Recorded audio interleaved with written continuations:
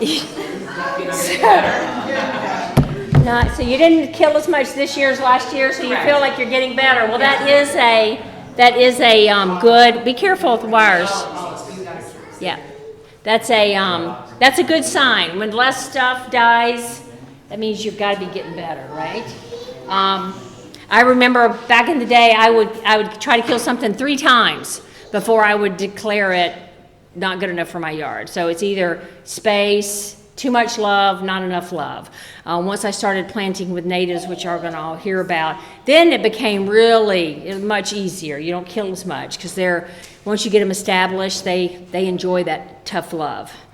Too much love will kill them. So I'm Carol Bowie Jackson. I'm on the board of the Hawk Habitat and Wildlife Keepers. I'm also used to be on the board for the North Carolina Wildlife Federation, and I'm also on the board for National Wildlife Federation. So ask me anything. I can tell you. I'm going to get you all signed up for membership by the time the evening is over. So I am here to introduce Daniel, our speaker today. You said hit the space bar, Daniel.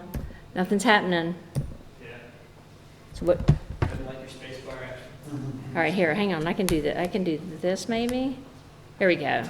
So Hawk Habitat and Wildlife Keepers was founded in 2006. We were the first chapter of the North Carolina Wildlife Federation. Alton, how many chapters do we have now? So we're up to, I think we have 17 active chapters. Nice. So all around the state, it's kind of a grassroots. Everyone, they're like kids, right? Everyone's got a different personality. Some are more hunting and fishing. Some are more gardening. We adopted Squirrel Lake Park. Are y'all familiar with the park on the south side of town? We adopted Squirrel Lake Park back in 2006 and got it certified as a wildlife habitat, food, water, shelter, places to raise young. For the wildlife of Squirrel Lake, and we put gardens in there, mostly native. We've learned a lot since we first planted that garden, but that's kind of where we started. We do these meetings the first Tuesday of every month, September through May. We also have different events that we do during the summertime, and we work with a lot of people in Matthews to get their backyard certified, the schoolyard certified, parks, businesses, and then the whole community of Matthews is a community wildlife habitat. And so in order to get that certified as a community wildlife habitat, you have to have participation from places of worship, from businesses, from schools. So it's really a great way for the community to come together. And I'm not sure how many years now we've been certified as the whole community. It's been at least once, 2013, 2012, somewhere around in there. Yeah. So it's been years. You see the sign as you come into town on Trade Street. Yeah. Right before, The disability business, right? yeah, you see the community wildlife habitat. Yeah, that's what I Yeah, so we're very proud of that. And part of what we do for that community certification is we hold events like this, educational programs. We also do events for the whole community. Twice a year we do a Kids in Nature Day at Squirrel Lake Park. The one in April, sorry, I kind of half jogged all the way here, so I'm still catching my breath. The one in April is our big Earth Day celebration. We have a lot of vendors. You can learn a lot from our area green organizations and green businesses. And then this one coming up next weekend, this coming Saturday, it's from 10 to 1, and this is all about the kids. This is all about fishing. We'll be doing wildlife hikes. We'll have tables set up to how you can create habitat in your backyard. So I hope you'll come out. It's a free event from 10 to 1 on Saturday at Squirrel Lake Park. Wrong way. Here's the, right now you see this blooming all over the area. This is goldenrod. Goldenrod, I guess that's aster in the background. Yeah. So two great plants, the aster and the goldenrod, because they're late bloomers. So that's a monarch butterfly that's flying back through the area. We do have a population of monarchs that come through the area in the fall. This time of year is, you'll see them, and they need the adults, right? The winged version need nectar producing plants in order to make their journey. So that's a great picture. And I am going to, is this where you want me to introduce you, Daniel? Two more. Two more? Oh, okay. Oh, leave the leaves, that's right. So I'm sure Daniel's going to hit on this in his presentation, but leave the leaves. You know, we're encouraging everybody to be what I call lazy gardeners or messy gardeners. You don't have to get out there. My father-in-law, holy mackerel, if he saw a leaf coming off a tree, a lot of times he was out there before it hit the grass. He couldn't stand to see any leaves out there. But the leaves are very important habitat for a lot of insects. And as we are learning more and more, insects are the things that rule the world or run the world. Without our insects, that kind of subtrophic level of the ecosystem in our backyards, we really are not going to have much. If you want baby birds in your yard, you've got to have insects in your yard. So leave the leaves. That gives them a place to go through their life cycle. It gives them, the larva and the egg sacs, a place to overwinter. So if you just can't stand it, you can get them, maybe put it under the bushes a little bit, but don't bag it up and put it at the curb. And then special thanks to our sponsors, Birdhouse on the Greenway. The Birdhouse on the Greenway does provide some of the seed for Squirrel Lake Park, as well as other things throughout the year. So I'm going to turn this over to Daniel, but I want to introduce Daniel. He is our president, and he's been, I think you're like our president emeritus at this point. He's just going to be president forever. Daniel joined us, I don't know, 10 years ago maybe now? At least 10 years ago. And quickly rose through the ranks. And one day when he was in the bathroom, we elected him president. And he's never been able to get out of the role. But he has led us through the pandemic, through a lot of hard times. And when he unfortunately lost his job right around the pandemic, like a lot of us did, he decided to pursue his passion. And so he has a business called Eco Backyards, and he works with people just like you. He's worked with people in my neighborhood, all around Matthews, all around Charlotte, to help them garden for wildlife, to help them put in the native plants and other elements that will allow the wildlife in their backyard to survive and thrive. So I'm going to give you a little bit about Daniel Jakobovits. He, like I said, he has Eco Backyard. He's worked to improve our planet for 27 years. He's a part of Tree Charlotte, Tree Relief. He's, like I said, he's been a part of Hawk for at least 10 years. He holds a BS in environmental science from UNCW. And he's a certified habitat steward, and more about that too. We're gonna restart the Habitat Steward program, which is a training program offered by North Carolina Wildlife Federation to train people to become habitat ambassadors, to go out and work with schools and businesses.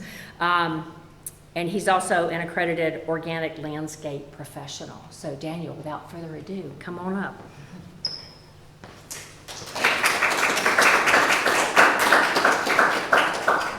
Applause. Awesome. Thank you.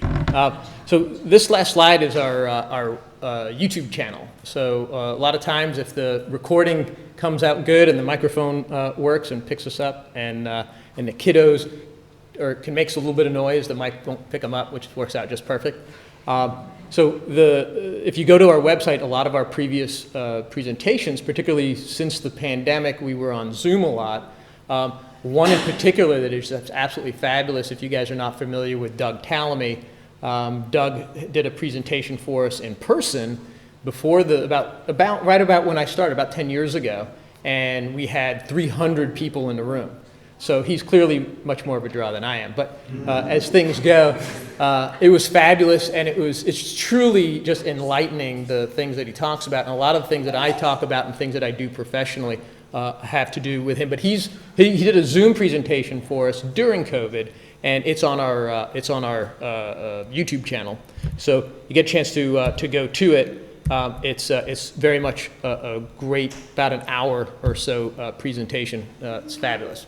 So Ecological Gardening, one of my favorite bands, has a fabulous song called Eyes of the World, and this is a fabulous line. The idea that we truly are the eyes of the world. And what we do in our own little backyards, whether it be a balcony or 50 acres, it's kind of the same. We're all here to be good land stewards, and that's what I'm going to talk about tonight.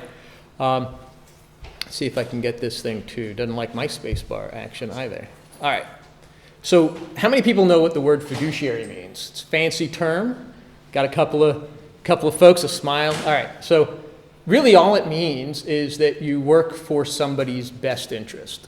And so we got some kids here, the parents, all right, and all of you that have kiddos, you are their fiduciary. You don't work in their okay interest.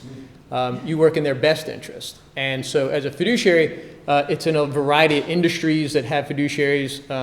Stockbrokers are not fiduciaries, but investment advisors are. But you would figure, isn't that the same thing? Very different. One has a fiduciary, meaning they have to work in your best interest. And so you guys know why they call dogs Fido? That's why the dog picture is here where it says fiduciary. So a dog will lay down its life for you, a good dog. Some dogs got your back, like from way back, right? You take care of it and I'll be way back here. But a good dog will lay down its life for you. And so they call dogs Fido. They are a fiduciary to you. Any Marines are in the family and anybody over here? So Semper Fi is Semper Fidelis. Fidelis means loyalty. And so we have a fiduciary responsibility not only to the planet and to our own health, but also to our future generations and the future health of this planet. And so that's why I like putting fiduciary in here. By the way, this is Rose. This is a stray dog that we found about 20 years ago. And that's my little daughter when she was about that size. And so Rose was very protective of Katie. It was absolutely fabulous.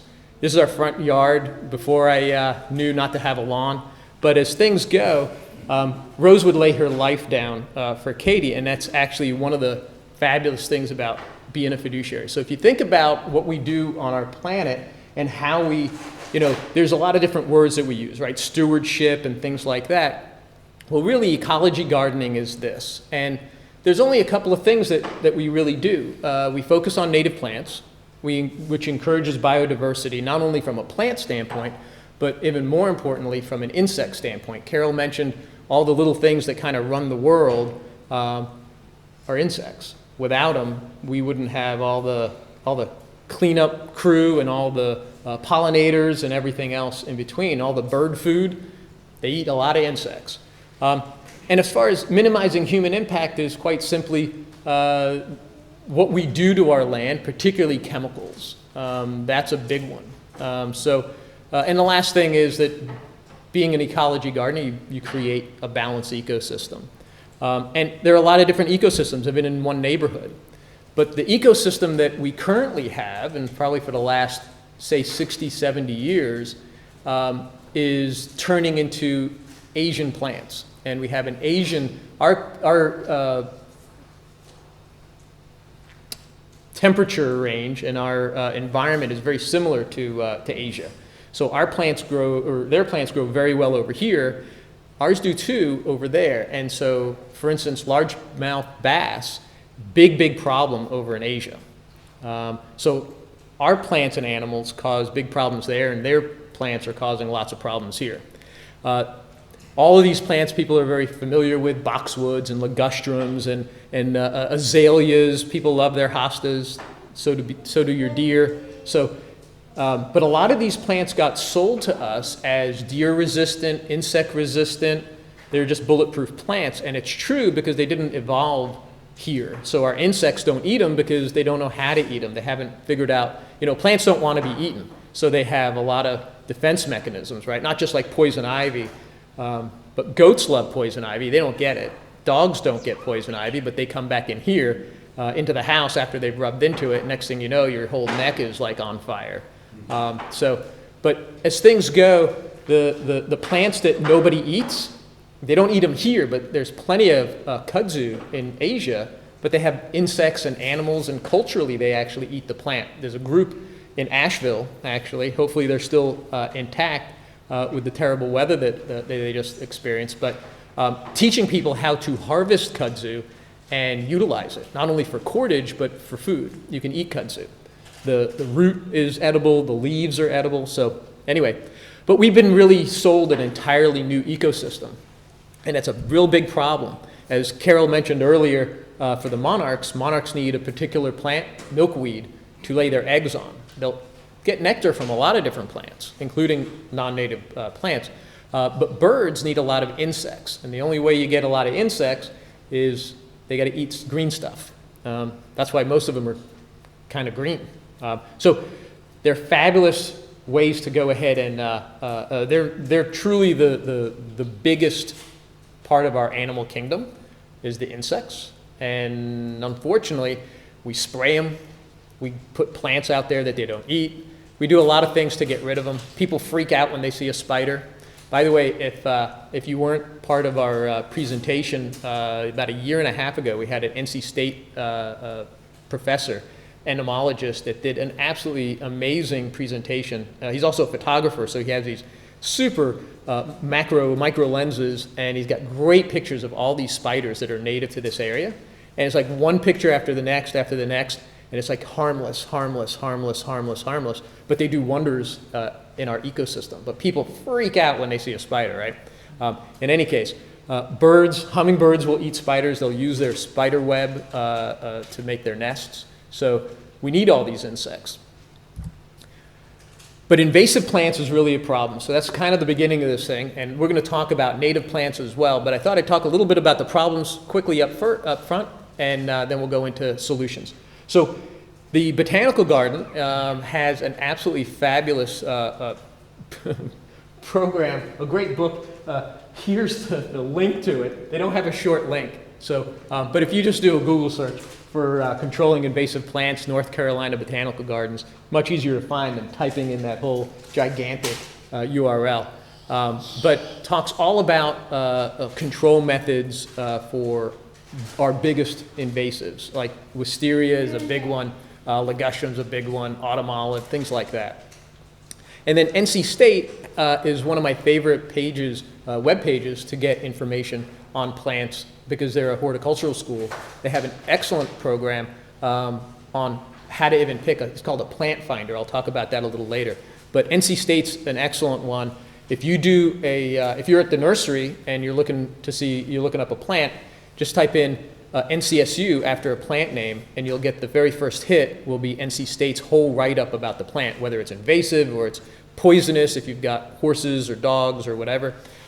So fabulous. Those are two great resources that we have here. But invasive plants, huge issue. We already talked about it, things don't eat them. So the insect diversity goes way down. But they also completely swamp over an area, which means you don't have much of a diversity of plants either, right? So here's a really good image. The one on the left is the before.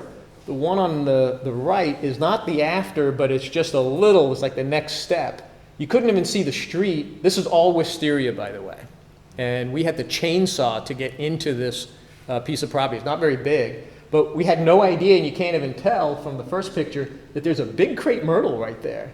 And it's right in front of you, and you can't even see it. It was just completely swallowed. It went up about 35, 40 feet, and this is what it ends up looking like a little later, but still not the finished product, but massive amount of wisteria. And I'd much rather, if I'm dealing with something, deal with English ivy or vinca or some of these other invasive ground covers, because the wisteria sends out like an underground subway system that is just brutal. Tons and tons of roots, tons of vines underground. Trying to deal with it is well, there's a great picture of it.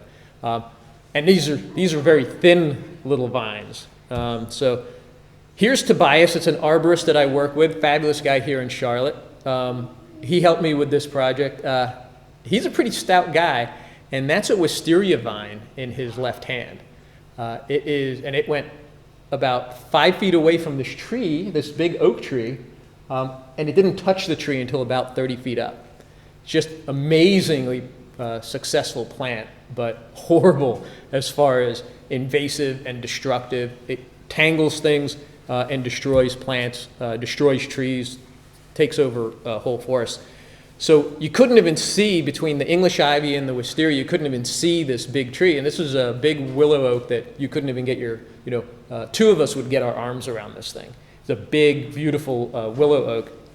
And then here's what it ends up looking like, where the root flare is exposed, what it's supposed to look like. It's not getting just swallowed, and I mean, thousands of pounds of extra weight by these plants that are climbing. So when you see someone with English ivy crawling up their trees, definitely encourage them, if nothing else. You don't have to peel it off the tree, but clip it at the bottom. Right at the root flare, this is where the tree will rot. And so if it's not exposed, you have a lot of people that mound up their mulch or they plant their trees too deep, and that root flare is not exposed, and that's where it's going to fail. These trees can handle, years and years, 300-400 years down the road, but they'll die in less than 40 because they're getting too much moisture right at the base of the tree.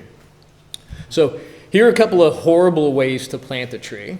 The one on the left looks like a pencil just stuck in the ground. There's no flare to it whatsoever, so it's way deep. This was probably there before the lawn was there, and so they just wanted to make everything nice and flat, so they just backfilled into it, and that tree's not going to survive for very much longer. You can see these roots that get created when the tree is planted way too deep. Those are called adventitious roots. If you put soil up against the side of it, it'll think, oh, well, I'm underground, I should be producing roots. Unfortunately, those roots tend to wrap and choke the tree out.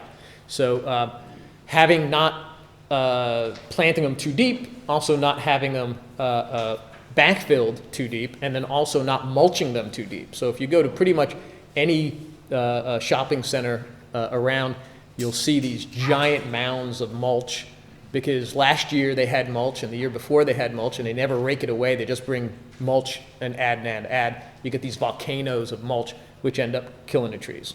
So feel free to let the Costco people here in Matthews know that's not the way to do it. So what you want to see is, this is what you want to see: a nice flare to a tree. This is also where the tree breathes. So not only is it underground and getting too much moisture, but it's also where the tree gets oxygen from. So it's an important area for that root collar or the tree flare, same place, to be exposed. Here's a great example of a before and after, and you can see the line on the right side. That's about 13 inches up. This is a beautiful giant white oak right here in Matthews, and again, it was just mounded on and mounded on and mounded on since the 80s. This neighborhood was built in the 80s, so it had a few decades to go and just get not treated very well. Hopefully it'll survive just fine. Thank goodness white oaks are quite durable. They're pretty rot resistant, so it should be able to survive that. I mentioned wisteria earlier. We do have a native wisteria, but the reason we have a lot of Asian wisteria is because the bloom is much bigger. It's fragrant, it's beautiful, it is a huge plant, whereas the native North American wisteria is a much smaller plant. It's more bush-like.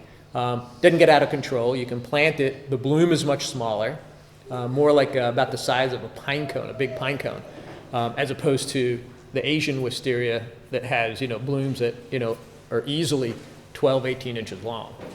So a botanist went over to Asia and said, oh my God, this is fabulous, way better than ours. I can make a killing and I'll bring it over here and sell it. And people bought a lot of it, and unfortunately it got out of control. It escaped people's yards, and now we have it everywhere, and we're spending a lot of money taking care of it. But the native one is beautiful. So if you do find wisteria, and you want to have it, you want to have a vine on a fence or something like that, just make sure it's the native version. And it's quite pretty, until it's not. So this is what wisteria does. So I know I'm beating up on wisteria quite a bit here today, but this is what it ends up doing, and it's not the only one.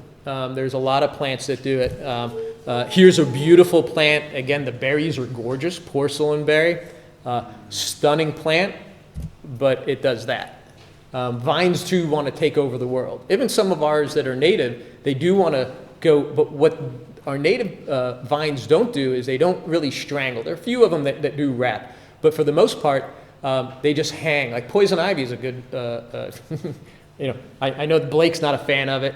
I had some on my face last week. Yeah, it's certainly no fun. But at least it's a native plant, and it goes straight up a tree. It doesn't wrap and tangle the tree. Fabulous. The berries are really a very nutritious source for food for birds, particularly this time of year. That's when the berries are out. So if you just happen to all of a sudden have poison ivy in your backyard, that's how you got it. A bird came and planted it. Unfortunately, birds plant a lot of other seeds, including that porcelain berry, ligustrum, all these others. They eat the berry, they poop out the seeds in your yard, and all of a sudden you have poison ivy in your yard. It's like, how do we not ever had poison ivy? And that's how you get it. But these guys do end up trying to take over the world. Stilt grass, that's a real big problem, but if you have some, now is pretty much the end of the season to take care of it. Has a very, very tiny root, so you can grab hold of it and just pluck, but when you have a big forest floor worth of, that's a lot of plucking. But it's easy to go ahead and rip out, particularly, make a game out of it with the kids, see who can harvest the most of it, how long you can keep them engaged in that. But fire works really well on this. What you're trying to do is you're trying to keep it from seeding, and the seed heads are just about out. So we're right at the beginning of October. In another couple of weeks, we're going to have big seed heads on Japanese stiltgrass, and then the seeds last 7 years in the ground. So as far as a seed bank, that's another big problem with some of these plants. No one's eating their seeds nearly as much as the nutritious stuff, and they're durable. So one of the things that you don't want to do is you don't want to till your ground very often, because then you're bringing up seeds from the seed bank, and one of them could be this, and then the next thing you know, you've got a whole bunch of Japanese stiltgrass. A weed whacker would do really well, because it's not going to be able to recover from a real scalping this time of year. You go ahead and knock its head off, it's not going to produce those seeds, and then it's an annual, so it'll die completely, and then as soon as you see it next year, much easier to deal with a small problem than it is a big problem, but it's usually not until this time when people go, oh my God, I really have a problem, I gotta take care of it. So, English ivy, everybody's favorite plant to hate. Everybody sees this. It's still available for sale, which is insane. But there are plenty of people that don't know the damage that this does. So if you see it, kill it. Definitely on the big, top 10 most wanted everywhere. So the big question is, what can we do? I talked about some bad stuff, but here's the good stuff. Carol mentioned leave the leaves. Matter of fact, I have that exact slide in this presentation from the Xerces Foundation. And the idea of building your soil, now is a fabulous time to steal as many bags of leaves as you want from your neighbors. And I think I probably pick up 300, 400, 500 bags every fall, because they're nice and fluffy. Matter of fact, you don't want the heavy bags. You want the nice light ones. That means there's no dirt, there's no grass clippings, there's no sticks in it.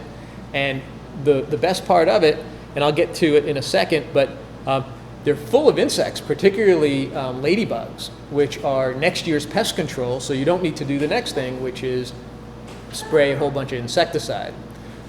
So from a weed control standpoint, I mentioned, weed whacking the folks, the Japanese stiltgrass. One of the other great things to use is fire. I'm a huge fan of that. In a driveway, they sell these small torches that use a little green camping stove canisters. They're very much under control. You spray everything that you don't want to burn, and go ahead and scald. A lot of these plants, particularly grasses, can't stand heat like that. They'll go ahead and die. English ivy will die back to the ground, but then it'll come right back. So fire doesn't work on all these things. A tea kettle. I've mentioned tea kettle to you guys before. I'm a huge fan of tea kettle. You go and make yourself some coffee, make yourself drink your little bit, and then go ahead and run a whole pot through, and then just go outside while you're drinking your coffee and scald things to death. It's an easy way. You don't have to bend too much. Don't wear flip-flops doing it. But it's a very easy, chemical-free way of weeding. And if you do that 365 days, you don't have to do a massive amount of weeding. And grasses in particular succumb to those scaldings very, very well. They're not coming back. Mosquito control, that's another chemical thing that we can do to avoid. So how many people have tried a mosquito bucket of doom? I love that name. You have done that? Yeah. It works fabulously, and you don't need a bucket. You can have a wheelbarrow that just collects rain. You can have a bucket. You can have a tray of water, just anything that's going to hold water, and let the mosquitoes come. Because what you're going to do is you're going to put a mosquito dunk in there, which is a Bacillus thuringius, and you can get it. It's one of the great things that actually on that aisle at Lowe's and Home Depot that you have to hold your breath to go down. Well, this stuff is there, and this stuff is perfectly safe. You can throw it at the kids. You can throw it at the dog. Dog can eat it. Not problematic, but it's a little mosquito dunk, looks like a little mini bagel, and it'll last about 3-4 weeks, and it doesn't allow a mosquito larva to go ahead and become an adult, pop out of the water. So you want the mosquitoes to come. The ideal way to do it is you put some rotting grass or something like that in the water along with it, because that'll produce carbon dioxide. It's questionable whether that attracts them or not, but it doesn't matter. Let the leaves fall into it. You never have to change that water. And it's perfectly fine for frogs, perfectly fine for your dog to drink. It's just like any other bacteria that's in water. If your dog's sensitive, don't let him drink out of it. But you don't have to worry about wildlife drinking out of it. It's just like creek water or any other puddle. The mosquito dunks are a larvicide that only affect the mosquitoes. At least that's as far as we know, as far as the research goes at this point. So maybe in 10 years from now, we'll say, whoops, we shouldn't have done that. But for now, instead of spraying and killing every insect out there that we know is going to spray everything, right? The mosquito companies that are, make you run inside when they fog your whole neighborhood. This is a fabulous one. So if you go ahead and have a mosquito problem in your yard and you go and talk to your neighbors and say, hey, tell you what, I'll pay for it, because it's all of like $8, $10 for the whole summer. Like a pack of 10 of these or a pack of 8 is not even like $15. So you have 8 months worth, if each one of these things lasts almost a month. All you need is a tray of water, whether it be a 5-gallon bucket or like a cement mixing tray or a kiddie pool that you don't use anymore that'll just hold some water. It's perfect. And you just throw one in there. The frogs will, unfortunately, frogs don't eat mosquito larvae. A lot of people think that frogs are, that'll eat them. They'll eat the mosquito if they can catch it. But when they're in the water and they're tadpoles as well, they're vegetarians. So they're eating the funk that's growing on the side of the kiddie pool, not the mosquitoes that are living in there. So you need fish, though. Yeah? You said that bats were Bats? frustrating in that there are not enough of them. Correct. You put up Yeah, so the question was that bats are frustrating because there are just not enough of them. Folks do put up bat boxes, and I love them, and I encourage it. Unfortunately, the frustration comes that you just spent the money on a bat box, or even an owl box too, to put it up and get it up there. You're building habitat, which is wonderful. It's a great thing. They tend to want to roost in her attic instead of your perfectly free rent, bat box. So that's a problem, but I don't discourage people from using bat boxes, but that would be fabulous. I know you come from Texas, Yeah. and the In under, Houston, they have them under the bridges. They set up a habitat for bats yeah. to live. So underneath all the bridges is Handle malaria bat very habitat. well. And that's fabulous. Even like the nightly news, you watch the radar, the Doppler radar, and they can watch the swarms of bats that are flying around, just like rain. It picks up on the Doppler radar, which is fabulous. I wish we had that. We had more of them here. But the more you can do of creating habitat, and a bat box is an excellent way to do it. Just don't get discouraged when they don't show up initially, and maybe on your third bat box that you put up because the weather has gotten and deteriorated others. I know several people who have them under their deck. They live right between the ledger and the house. They like that little crack. It looks exactly like the bat box that you would put up, and they go under there and they don't want them there. They are in a shingle in your eaves right going to your attic. You don't want them there, but you do want them nearby because they go zipping around. They eat lots more than just mosquitoes. So that's the wildlife habitat creation. The conservation, simple rain barrels and rain gardens, and I'll get to that in a little bit, but rain barrels are the easiest way to keep 50 gallons of water from going to your neighbor's house. Rain garden, depending on how big you have, can keep a whole lot more of that water from going, and then you get to control it. You get to plant plants that like, wet feet, like buttonbush and things like that. I'll talk about a couple of plants that are really fabulous. I had a rain garden and I live in Asheville, so, we just had 21 inches of rain and it worked perfectly. So the plants in the rain garden don't necessarily need lots of water, but they don't mind wet feet. And so the water, like I had French drains throughout my yard and they all drain into this rain garden. And the water can sit there until a, nicely placed pipe goes to my backyard. And if the water is too great for the pipe, that water just sits in the rain garden and the native plants just don't mind their wet feet until all that water can drain. Yeah, and there's a ton of plants that do really well. They just don't do for 21 inches of rain like, like Asheville got last. Water in my basement. Right. Yeah. But it's fabulous, and you can cite it. NC State has an excellent formula to figure out how big a rain garden do I build. And so it depends on how much water is coming in, off your roof and all of your other hard surfaces that is draining into that area. But just like you mentioned, you can have those gutter downspouts funneling into the rain garden, and then that area you control it, and it stays, and the plants that do like wet feet do very, very well. And I'll mention buttonbush a few times because it's actually one of my favorite plants. Super easy to go ahead and propagate buttonbush. So if you come across some, just clip you off a stem and stab it in some mud and walk away. That's about all the effort you need to do. So over here in Squirrel Lake Park, we're about to trim up a buttonbush because it's leaned way over and it needs to be trimmed up. It's getting into a walkway. And so all of those stems would make fabulous plants and couldn't be a better price at free.0. So these are all native plants that do really wonderful over here. Inkberry, if you're not familiar with, it's right over here in the middle here. That is a native holly. Doesn't get really big. It gets maybe about 5 feet tall, and that's about it. So it's perfect as a foundation plant, perfect for a little bit of privacy. Strawberry bush, I've got a great picture of one a little later on. Serviceberry, if you like blueberries, serviceberry you'll really love. You can eat right off the plant. It's a fabulous tree. I know I use the word fabulous a lot because these are all just absolutely fabulous. Pokeweed, that's right in the middle, is right now birds are coming through and cleaning the pokeweed berries off.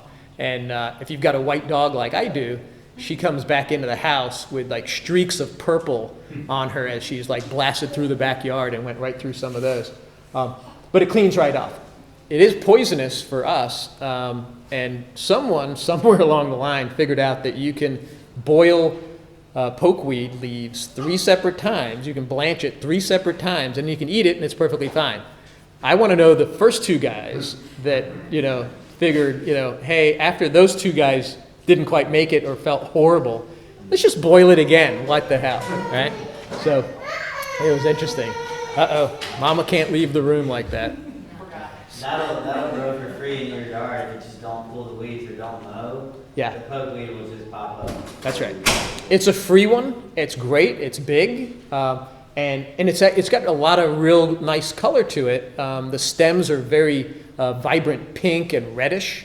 They get pretty big. And it's an annual, so it completely goes away.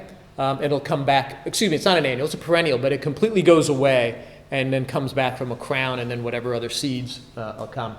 One of my favorites, again, this time of year is beautyberry in the bottom left corner.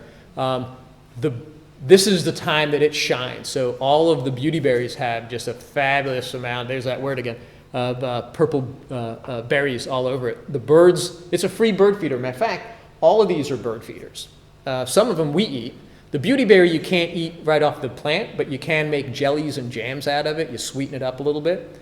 And I recently read an interesting article about people using the leaves. The research is saying that the leaves have the essential oils in it is just as strong as DEET in repelling mosquitoes. So you take a whole bunch of leaves, not the purple berries, but the green leaves, put it in a jar, put some sort of alcohol, Everclear, whatever your alcohol of choice is, and let it make a tincture and pull those essential oils out, and you can spray your skin with that, and you don't have DEET.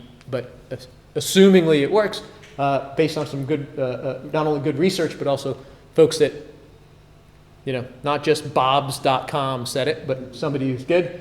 In any case, that's a fabulous bird feeder. And all of these, again, these are bird feeders. So not only are they pretty and they're, and we can eat some of them you don't want to eat, but nature can eat all of them.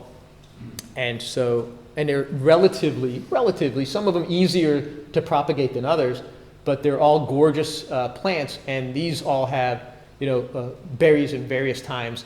Elderberry is another very easy one to propagate. If you've never made elderberry syrup, we had a presentation last year, and we made elderberry syrup right here, and I never knew it was so simple. But that's another one that you can clip, stab in the mud. It likes its feet wet, and that's another excellent one for good health. You can't eat the berries, but you can make the basically a tea out of it, and then sweeten that tea, and that makes the elderberry syrup. So these guys were one of my favorite. The plant, do you guys anyone recognize that leaf? That heart-shaped leaf? Is that red bud? That's right. That's a red bud. So the leaf cutter bee takes that little tiny nip off of the edge of a leaf, and what's interesting is even on a big tree, they'll come back to just that one leaf. So you'll have that one leaf cutter bee. She'll come back to that one leaf and keep nibbling around. It looks almost like someone had gone with a hole punch, like a big hole punch, but right on the edge of the leaf. Well, these guys create a nest, and they line it with leaves. And what they also put in there is pollen. They lay their egg, and then they put a leaf around it, and then in a stem, one of the reasons that you want to leave your stems for the winter, and you actually need to leave them for 2 winters, not just 1 winter. But what they'll do is they'll go ahead and create this, and we had another super interesting presentation on leaf cutter bees and mason bees that do the same thing. They just don't use leaves. The females lay the eggs, and obviously the female is more important to have the population continue. The eggs in the back of the tube are the female eggs, and the sacrificial males, when a spider comes along to eat the first bee that makes it out in the spring, are all the males. So she even lays them in order. Nature's pretty amazing. But in any case, really interesting. So when you crack open stems like matter of fact, pokeweed, it becomes hollow. It's a hollow pith. So that's somewhere where you can get leafcutter bees using them. So another reason to be, again, another lazy gardener. Carol mentioned that term earlier. I love that notion. Leave it be. If you're in an HOA that makes you trim stuff, you can trim them and then put them to the side. You don't have to actually get rid of the stems. You can go put them in the back behind bushes and things like that. These hollow stems are super important. Different plants will bring all the pretty stuff to the yard, right? So here we have our state butterfly. It's a state butterfly for a lot of states, actually, because it's a very common one. Really beautiful swallowtail. The monarch, this is the 2 different kind of milkweeds. I had mentioned to someone earlier that we have about 14 different milkweeds that are native to North America, but to our area we only have about 5 that are native to here. So there's some that are that don't quite do as well, but more importantly, that just simply didn't evolve in this part of the country. The one on the left is probably my favorite. It doesn't go out of control. It's a beautiful orange bloom. That's called butterfly weed, not butterfly. Help me out. All right. So the idea behind butterfly weed versus butterfly bush is that the butterfly bush is invasive. It's not a native plant. It does produce a lot of nectar, and butterflies do love it. But this is what monarchs need to complete their life cycle. The other one is a much bigger, showier bloom. It's a lot more fragrant, but it's also a much more aggressive plant. It's a great prairie type plant. Or if you've got an area that's penned in, like between your driveway and your front door, you've got that little half circle that most people have. That's a great place to plant it because it can't escape. It'll just grow in that space. But otherwise, it really does want to go ahead and take off. Can you talk about the difference between invasive and aggressive? So the question is the difference between invasive and aggressive. So the terms invasive is for an exotic plant that's not from here, and it invades and kind of takes over. The notion of aggressive is there are plants that are native to here, but they kind of take over. So mountain mint is one that I absolutely love. It's a great plant. If you don't have it, you should go get some. But it's pretty aggressive. A lot of mints are very aggressive. And if you like mint, well then you got yourself a bumper crop of a plant that does very, very well. But if you don't really want that much of it, it doesn't behave well. So it's kind of like a wild little puppy. It just goes bonkers and knocks stuff around.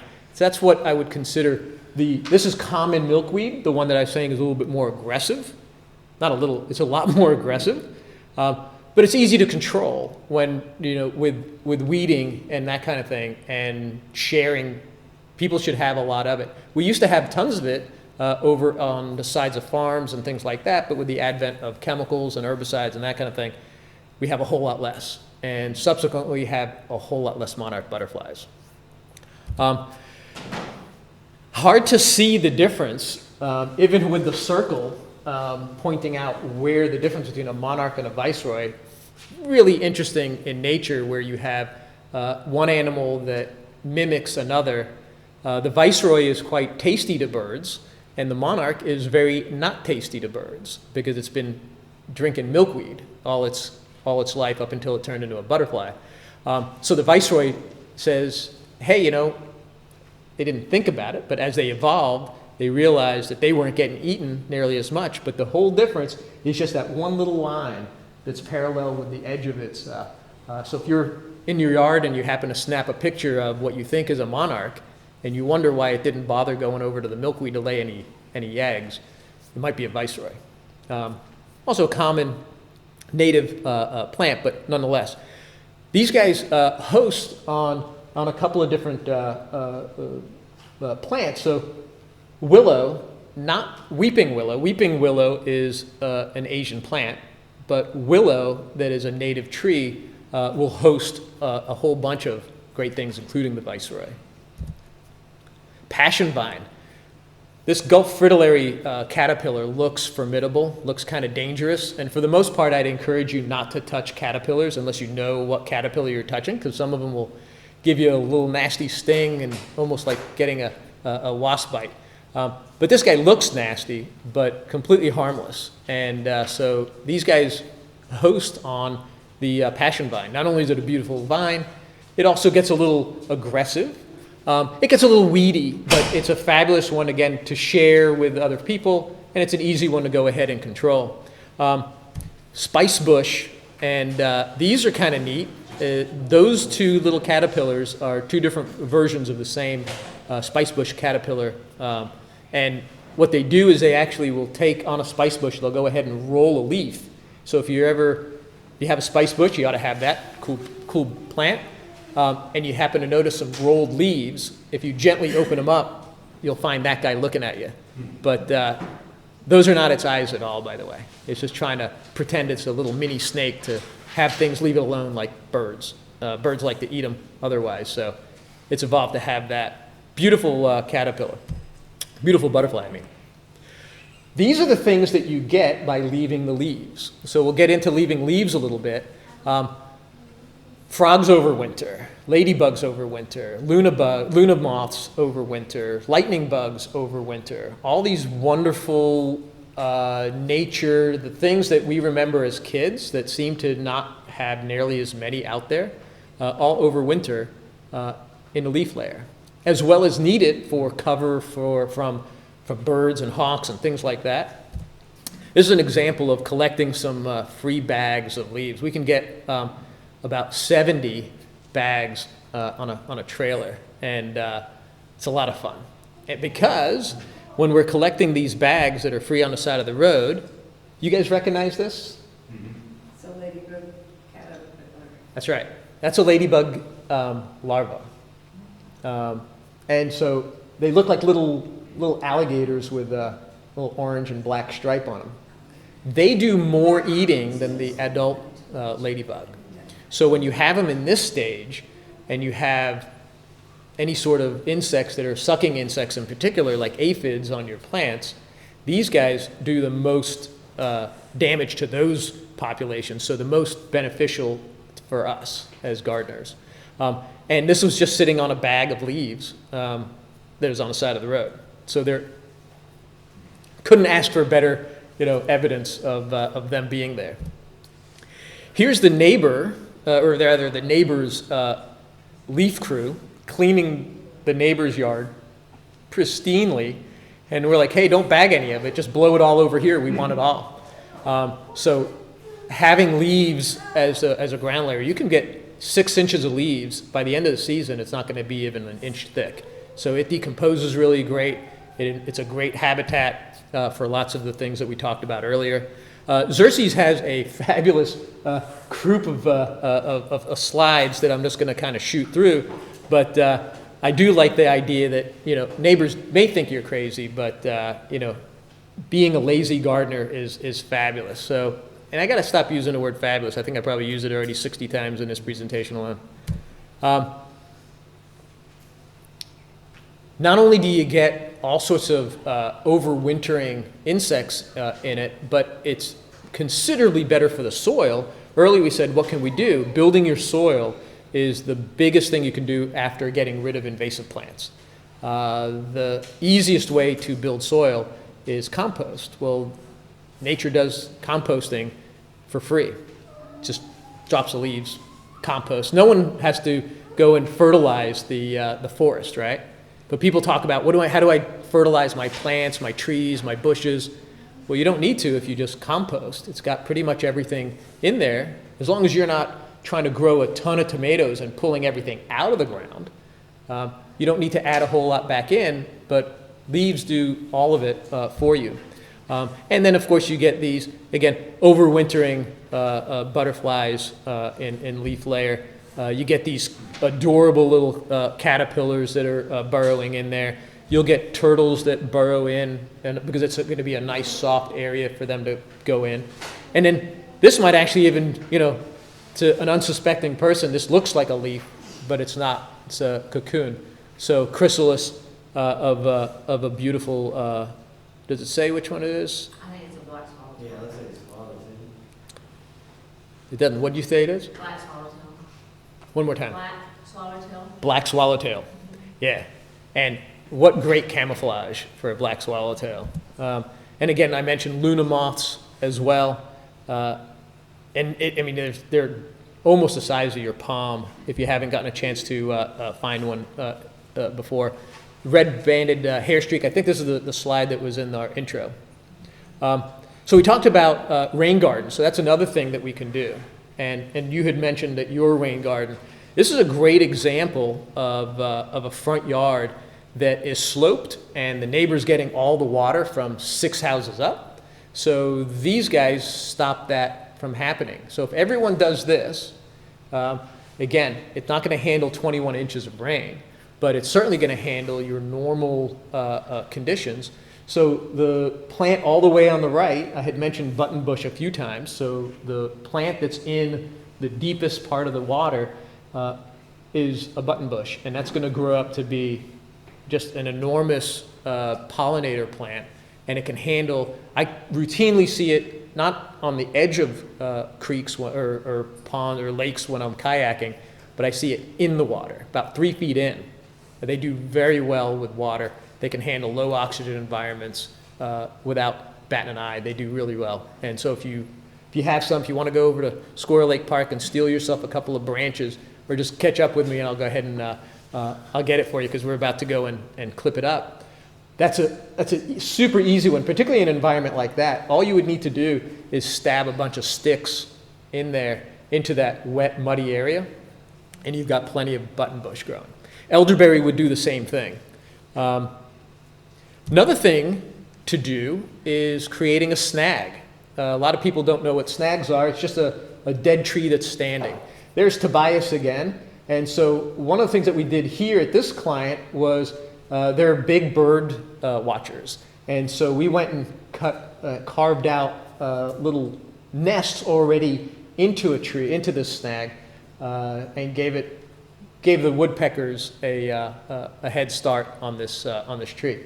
This becomes a tremendous buffet for all sorts of wildlife. Not only is it housing and habitat, but the mushrooms come, the fungus comes, the bacteria comes as far as decomposing, and then all the insects come and eats all that stuff. So it's really an amazing piece. There's a sign that I found online from the Fish and Wildlife that talks about a wildlife tree, just a dead tree. So instead, and unfortunately we have here in Charlotte, we got hit with a little bit of that hurricane, but out west a lot more. There's going to be a lot of dead trees, but nature leaves them, when they get topped, they leave them standing. And it's a great thing to go ahead and do. Ecologically speaking, it's a tremendous success. And here's the proof. So here's Tobias on another pine tree, and there's a woodpecker enjoying starting that thing out. So it doesn't have to be very tall. This is probably about 15, 20 feet, and the top gets chopped up a little bit. The rest of the tree, and arborists actually appreciate it because they don't have to do as much work. They get to leave it, they don't have to take it away. Here's an excellent, we talked about bat boxes and owl boxes a little bit earlier. Putting an owl box up is pretty simple if you have 3 hands, 3 arms. Hang onto the ladder with one hand, hang onto the box with the other hand, and screw it in with the third. Instead, hire someone who will go up there with ropes and you don't fall out of the ladder. We have a lot of barred owls in this area. Some screech, some others, but great horned. But what we normally have and what you hear out there is barred owls. And they appreciate boxes like this. And there are a couple of those owl boxes that mama is on the left side. Here are a couple of babies at another owl box, and having this as in your backyard is tremendous. Just make sure if you're sighting them that the babies, when they fledge out, they'll glide out. So you don't want to put it right there by like a pool or where there's like a fence, or aiming right into the next door neighbors where they got like 6 big dogs, something like that, because they hang out on the ground quite a bit. And then they'll climb back up the tree and get back in.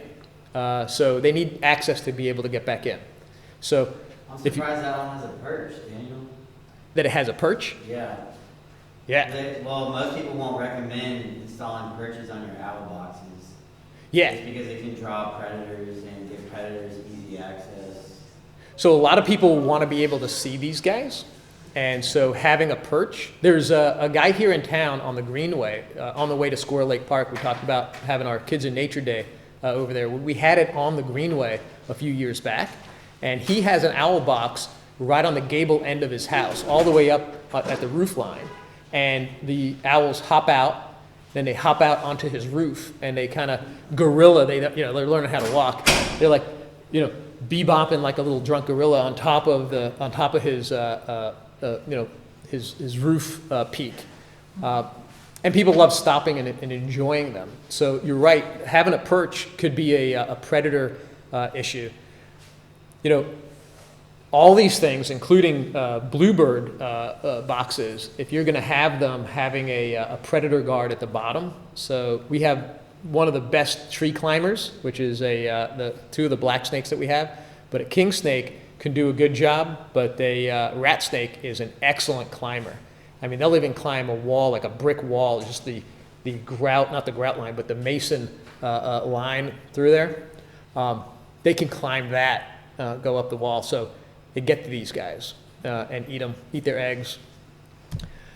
But here's a great example of taking a traditional suburban backyard or front yard and changing it into something that not only is a whole lot prettier, doesn't need a lawn mowing very often, but is just simply successful and is going to bring all sorts of insects, birds, butterflies, bees, moths, and flying life into it. Another example that I found on Bee Friendly Spokane is the website. But the difference between these two, where the top is literally not a single native plant, let alone a big expanse of lawn.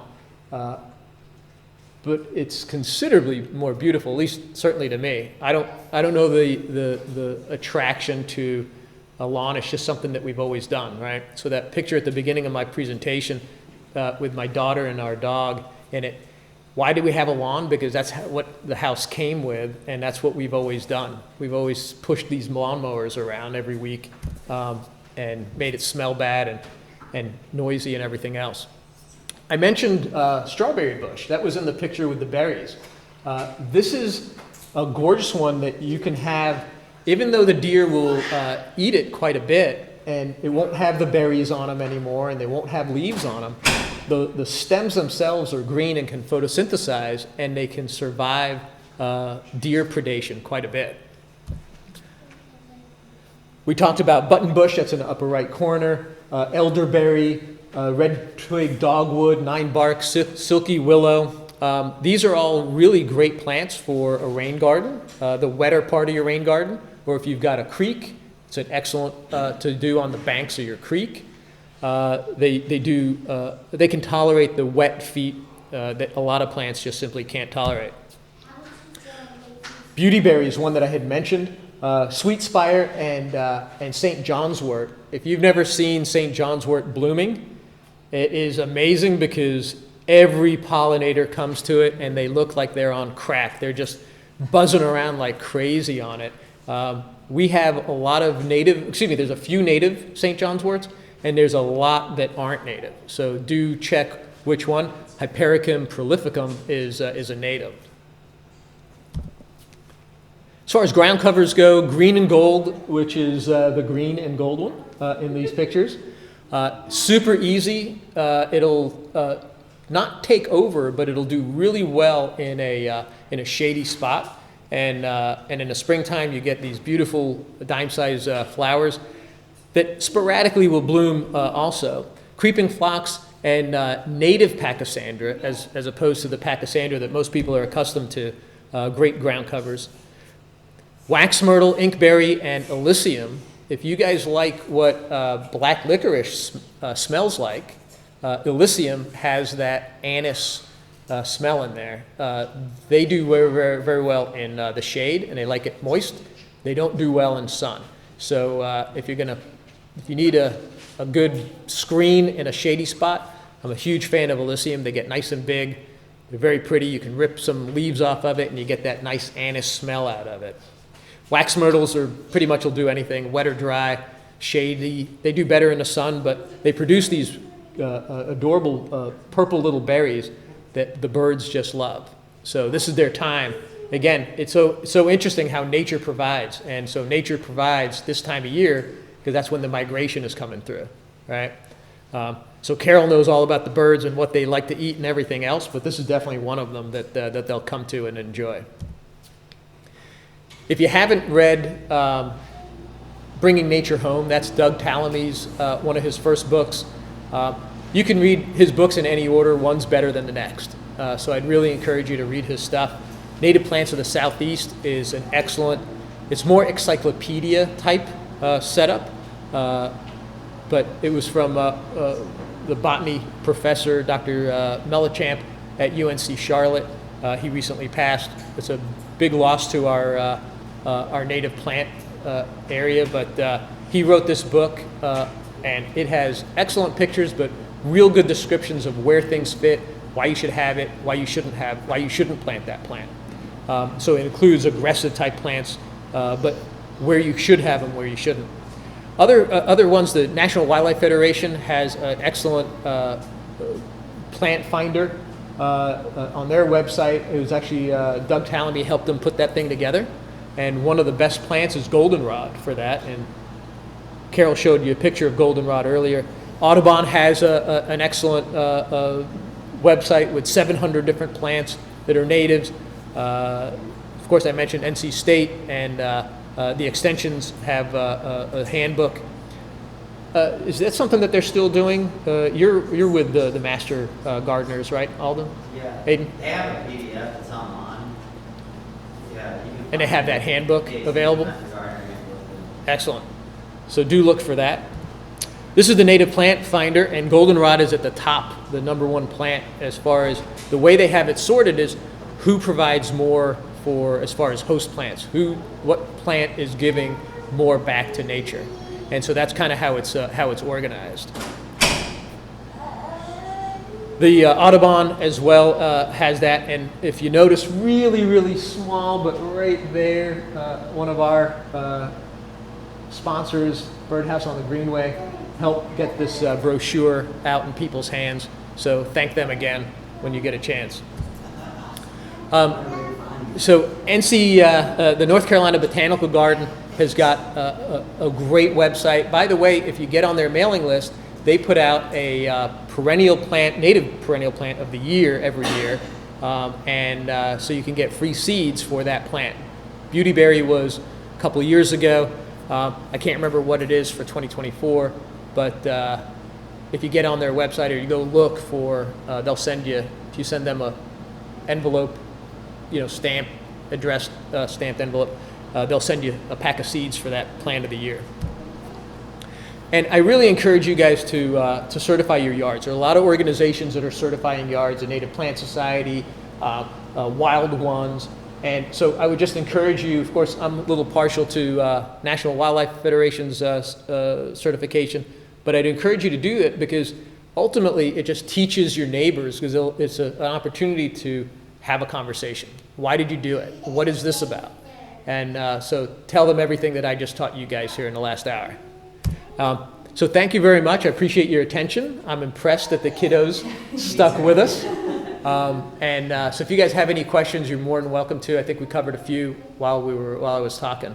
But do support these the other chapters around the state. So here's kind of a little info on the rest of them. You can see we're clustered a bunch of chapters closer to the center of the state here. You guys have anything that I didn't cover that you want to ask about? Say what the next meeting is going to be and where we're meeting instead of here. That's right. So it's we meet the beginning of November, and that's going to be would have been in this room, but this is a polling place, so we get booted out. We're going to be right upstairs in the theater for our next meeting. So it's going to be November the 5th, 6th, something like that. That's election day. So come visit us. Do your early voting, so then you can come and do this next month on the first Tuesday. I said vote early, vote often, and then come and see us. That's Can right. I give another, I'm sorry, what is the subject matter for the meeting next time? I apologize. What's the subject matter? Oh, the subject for next month. Quite honestly, I forgot.